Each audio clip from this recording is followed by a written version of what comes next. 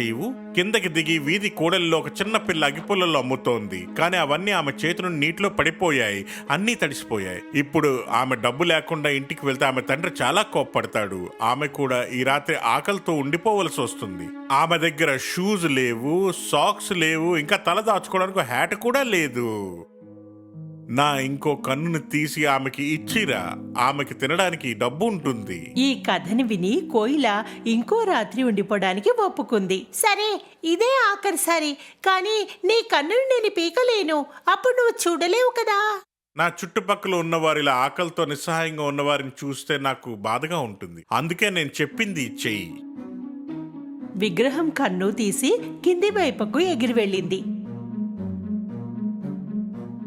అది నెమ్మదిగా పిల్ల దగ్గరకు వెళ్ళింది. ఆ పచ్చని ఆమె చేతిలో పడేలా విసిరింది. పిల్ల గట్టిగా అరిచింది. ఎంత అందమైన గాజు ముక్క! సంతోషంగా